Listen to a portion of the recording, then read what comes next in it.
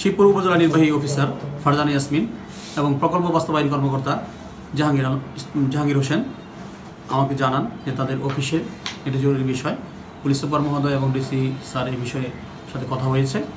এই সংবাদের ভিত্তিতে আমি সেখানে গেলে তারা দুইজন লোককে, আরিফুল ইসলাম তুহিন এবং আশিক নামের দুইজন লোককে আমাদের নিকট হস্তান্তর করলে আমরা তাদের অফিসেই এই বিষয়ে জিজ্ঞাসাবাদ করলে জিজ্ঞাসাবাদের এক পর্যায়ে তারা তাদের এই বিষয়টা তারা সাথে জড়িত করবে স্বীকার করে। তাদের মধ্যে আরিফুল ইসলাম তুহিন টাকাটার সন্ধান দেয় এবং পরবর্তীতে এই টাকাটা আমরা জব্দ করি। টাকাটা সরে যেতে পারে বা টাকাটা টাকাটা ওই সরে যেতে পারে বা এটা অপচয় হয়ে যেতে পারে। এই ভিত্তিতে আমরা টাকাটা দ্রুত জব্দ করে আপনাদের হেফাজতে গ্রহণ করি। এই বিষয়ে প্রকল্প বাস্তবায়নকারী কর্মকর্তা শিবপুর একটা এজাহার দাখিল করেন। এই এজাহারের যে বিষয়গুলি আছে এটা হলো দুদকের তদন্তাধীন এবং দুদকের শিডিউলভুক্ত হওয়ায় আমরা উক্ত এজাহারটি জিডি অন্তর্ভুক্ত করে দুদক গাজীপুর এডি বরাবর আমরা এজাহারটি প্রেরণ করেছি।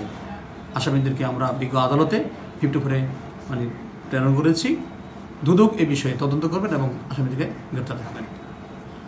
টাকাটা কোথা থেকে উদ্ধার করা হয়েছে? টাকাটা আসামি আরিফুল ইসলাম তুহিন তার পরিবার পরিজনের মাধ্যমে সুব্যবস্থা তার বাসায় রাখলে আমরা সেখান থেকে আমাদেরকে সংবাদ দিলে আমরা সেখান থেকে 52 লক্ষ টাকা উদ্ধার করি।